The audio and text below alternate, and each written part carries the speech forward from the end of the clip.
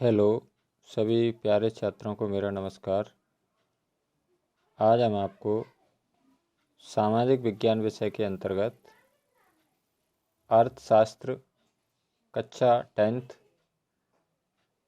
का अध्याय 3 पाठ का नाम है मुद्रा और साख। इसके हम 2 अंकों में आने वाले प्रश्नों को हल करने की कोशिश करेंगे। इस अध्याय में से आपके 2 अंक का प्रश्न आएंगे 1 और 1 अंक का प्रश्न आएगा 1। तो चलिए शुरू करते हैं। पहला प्रश्न लेते हैं हम। पहला प्रश्न है हमारा, मुद्रा किसे कहते हैं? तो इसका आंसर हो जाएगा, मुद्रा वह वस्तु है जो वस्तुओं तथा सेवाओं को खरीदने तथा ऋणों का भुगतान करने के लिए स्वीकार की जाती है। नेक्स्ट क्वेश्चन देखते हैं।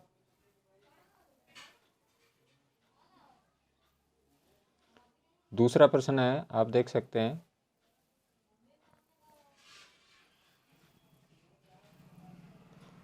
वस्तु विनिमय प्रणाली क्या है?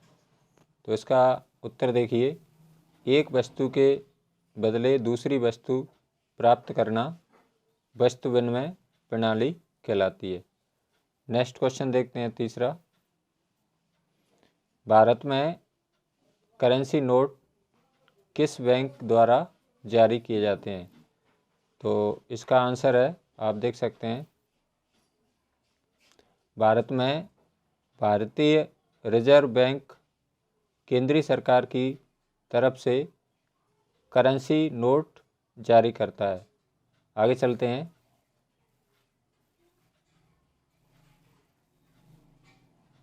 अगला प्रश्न देखिए, प्रश्न क्रमांक 4 है, चेक द्वारा भुगतान कैसे किया जाता है?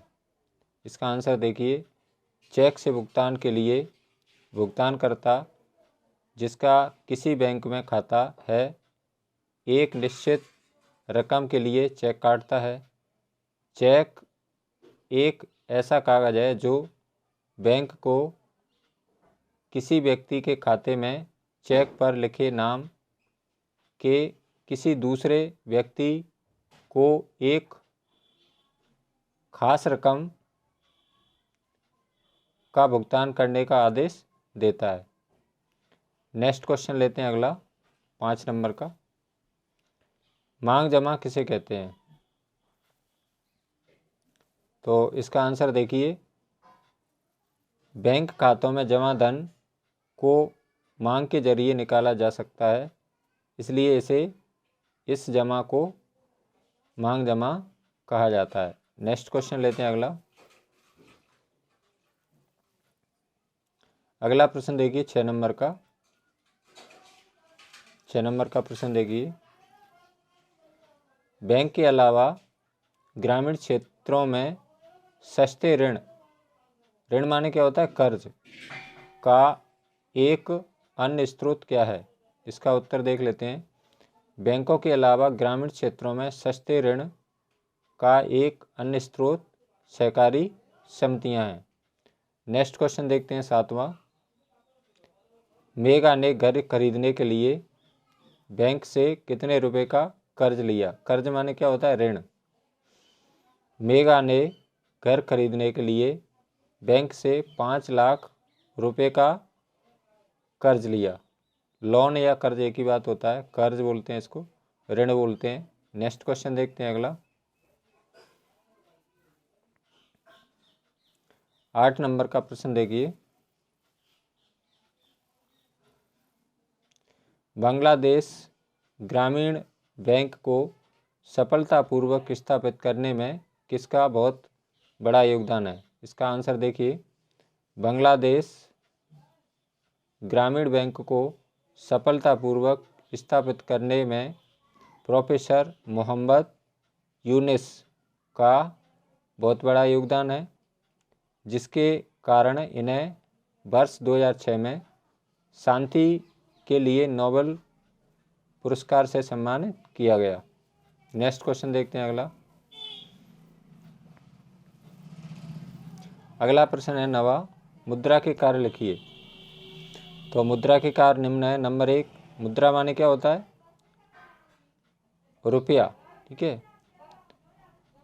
मुद्रा के कार्य निम्न है। नंबर 1, विनिमय का माध्यम। नंबर 1, विनिमय का माध्यम। नंबर 2, मूल्य मापक। नंबर 3, मूल्य संचय का आधार। और नंबर 4 है मूल्य का हस्तांतरण। नेक्स्ट क्वेश्चन देखते हैं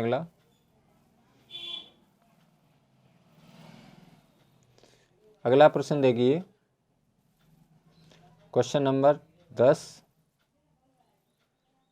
आवश्यकताओं का दोहरा संयोग किसे कहा जाता है? इसका उत्तर देखिए, दोनों पक्ष एक दूसरे की चीज़ें खरीदने और बेचने पर सहमति रखते हों, इसे आवश्यकताओं का दोहरा संयोग कहा जाता है।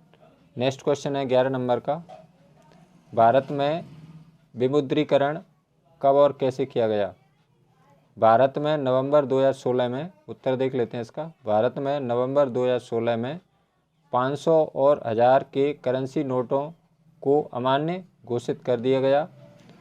लोगों से कहा गया कि वे इन नोटों को एक निश्चित अवधि तक बैंकों में जमा कर दें और बदले में 500 तथा 2000 के नए नोट प्राप्त कर लें। इसे विमुद्रीकरण कहते हैं। नेक्स्ट क्वेश्चन देखते हैं अगला। ये बहुत इंपॉर्टेंट क्वेश्चन है।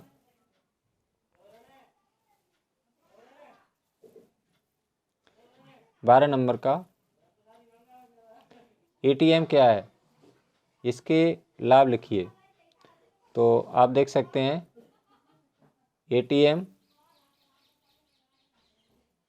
एटीएम का पूरा नाम क्या है?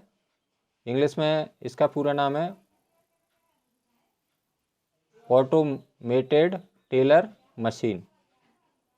ठीक है, ये लिखा हुआ है ऑटोमेटेड टेलर मशीन। ठीक है, ये तो हो गया इसमें इंग्लिश में नाम। हिंदी में क्या कहते हैं इसको? इसका मतलब होता है स्वतः गिरने वाली मशीन। ठीक है, स्वतः माने क्या? अपने आप। एटीएम का कार्ड प्लास्टिक का बना होता है जिस पर धातु की एक काली चिप लगी रहती है, जिस पर बैंक अकाउंट से संबंधित सारे विवरण दर्ज रहते हैं। इससे कहीं भी कभी भी पैसे निकाले जा सकते हैं। अब एटीएम से लाभ लिख लेते हैं, क्या क्या लाभ हैं एटीएम से। पहला लाभ है एटीएम से कहीं भी कभी भी पैसे निकाले जा सकते हैं।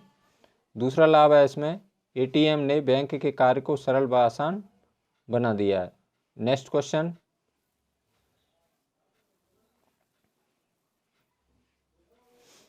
अगला प्रश्न है 13 नंबर का, औपचारिक क्षेत्र के ऋण किसके द्वारा दिए जाते हैं? तो इसका आंसर देख लेते हैं। औपचारिक क्षेत्र के ऋण बैंकों और सहकारी समितियों द्वारा दिए जाते हैं। अगला नंबर है 14, अनौपचारिक क्षेत्र के ऋण किसके द्वारा दिए जाते हैं? अनौपचारिक क्षेत्र के ऋण साहूकार, व्यापारी, मालिक, रिश्तेदार, दोस्त इत्यादि के द्वारा दिए जाते हैं। नेक्स्ट क्वेश्चन, अगला प्रश्न देखिए 15 नंबर का, स्व सहायता समूह के गठन पर टिप्पणी लिखिए। स्व सहायता समूह, उसका उत्तर देख लें। स्व सहायता समूह गरीब व्यक्तियों का एक स्वैच्छिक संगठन है। इन समूहों का गठन आपसी सहयोग द्वारा अपनी समस्याओं के समाधान के लिए किया जाता है। यह समूह अपने सदस्यों के बीच छोटी छोटी बचतों के प्रोत्साहित करता है। का की जगह को कर लेना आप। बचतों को प्रोत्साहित करता है। इन बचतों को बैंक में जमा किया जाता है। बैंक के जिस खाते में यह राशि जमा की जाती है वह खाता समूह के नाम होता है। सामान्यतः एक समूह के सदस्यों की अधिकतम संख्या 20 होती है। यानी कि इसमें जो स्व सहायता समूह में जो सदस्य होते हैं इनकी संख्या 20 से अधिक 20 हो सकती है, 20 से अधिक नहीं हो सकती, 15 हो सकती है, 12 हो सकती है, 10 हो सकती है, ठीक है, लेकिन 20 से अधिक नहीं हो सकती। नेक्स्ट क्वेश्चन देखते हैं। अगला प्रश्न देखिए,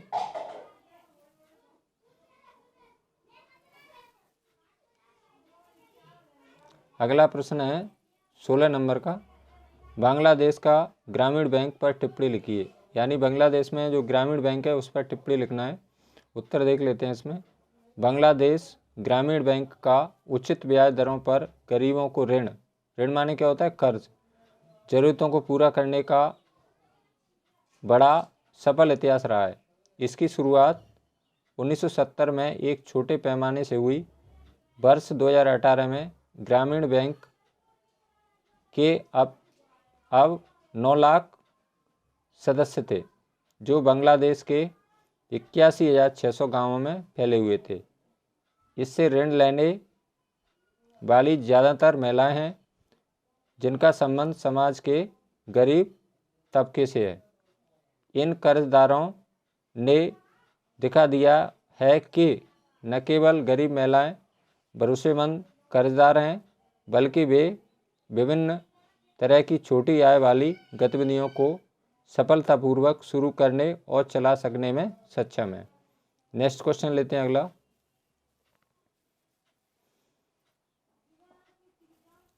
सत्रह नंबर का प्रश्न देखिए, औपचारिक स्रोतों की कार्यप्रणाली पर कौन सा बैंक नज़र रखता है? तो इसका आंसर है भारतीय रिजर्व बैंक ऋणों के औपचारिक स्रोतों की कार्यप्रणाली पर नज़र रखता है। नंबर 18, आधुनिक मुद्रा किससे बनी होती है? तो इसका आंसर देख लेते हैं। आधुनिक मुद्रा बहुमूल्य धातुओं जैसे सोना, चांदी और तांबे के बने सिक्कों से बनी होती है। नेक्स्ट क्वेश्चन देख लेते हैं। अगला क्वेश्चन है 19 नंबर का। प्रारंभिक काल में भारतीय मुद्रा के लिए किसका इस्तेमाल करते थे? प्रारंभिक काल में भारतीय मुद्रा के लिए किसका इस्तेमाल करते थे?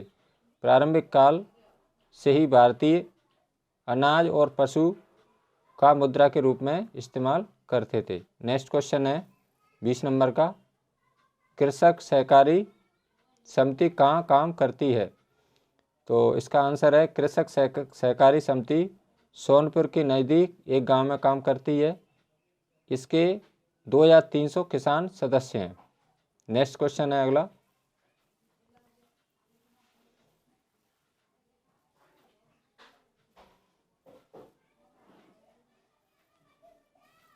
इक्कीस नंबर का प्रश्न देखिए, केंद्रीय बैंक से आप क्या समझते हैं? इसके प्रमुख कार्य लिखिए। तो इसका उत्तर देख लेते हैं। भारत के केंद्रीय बैंक को रिजर्व बैंक ऑफ इंडिया के नाम से जाना जाता है। केंद्रीय बैंक देश का राष्ट्रीय बैंक है। यह बैंक अन्य बैंकों से भिन्न होता है। इस बैंक का मुख्य कार्य देश की बैंकिंग प्रणाली को व्यवस्थित एवं सुसंगठित रूप से संचालित तथा देश के अन्य बैंकों पर प्रभावी ढंग से नियंत्रण करना होता है। यह बैंक बैंकों का बैंक है। इसके कार्य क्या हैं? इसका देखिए, मुख्य कार्य है इसका केंद्रीय बैंक के कार्य।